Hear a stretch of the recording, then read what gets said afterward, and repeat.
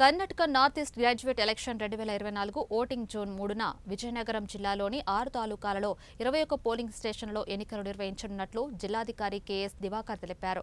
ఆయన జిల్లా అధికారులతో సమావేశం నిర్వహించారు. ఈ సందర్భంగా గత ఎన్నికల్లో జిల్లాలో 15 పోలింగ్ కేంద్రాలు ఉండగా మొత్తం ఓటర్ల సంఖ్య 5,880 వరకు ఉండేవారని తెలిపారు. ప్రస్తుతం ఎన్నికల్లో విజయనగరం జిల్లాలోని 6 తాలూకాలలో 21 పోలింగ్ కేంద్రాల్లో మొత్తం 18,233 మంది ఓటర్లు ఉన్నారని, వీరిలో 11,899 మంది మహిళలు, 6,336 మంది ఓటర్లు ఉన్నారన్నారు. ప్రతి పోలింగ్ బూత్ వద్ద గట్టిగా పోలీస్ బందోబస్తు ఏర్పాటు ఉంటుందని తెలిపారు.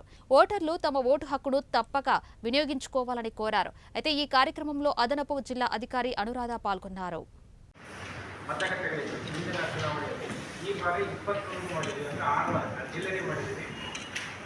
ಹೊಸಪೇಟೆ ತಾಲೂಕಿನಲ್ಲಿ ಮರಿಯಮ್ಮನಹಳ್ಳಿ, ಹೊಸಪೇಟೆ, ಕಮಲಾಪುರ, ಅಗಡಿಬೊಮ್ಮನಹಳ್ಳಿ, ತಮ್ಮರಳ್ಳಿ, ಹಂಸಾಗರ, ಕೂಡ್ಲಿಗಿ, ಗುಡೇಕೋಟೆ, ಹೊಸಹಳ್ಳಿ, ಹರಪನಹಳ್ಳಿನಲ್ಲಿ 3 ಸಿಟಿನಲ್ಲಿ ಮತ್ತು ಅಡಗಲಿ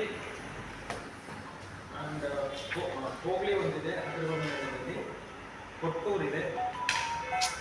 ಅಗಡಿಬೊಮ್ಮನಹಳ್ಳಿಯಲ್ಲಿ ಅಡಗಲಿ ಮತ್ತು ಕಿದಿಗಿ ಟೋಟಲ್ 21 ಕ್ಷೇತ್ರಗಳಲ್ಲಿ 21 ಮತಗಟ್ಟೆಗಳಲ್ಲಿ ಮತದಾನ ನಡೆಯುತ್ತೆ.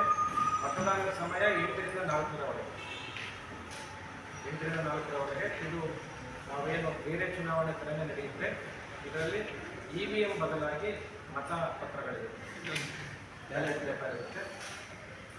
ಒಟ್ಟು 19 ಜನ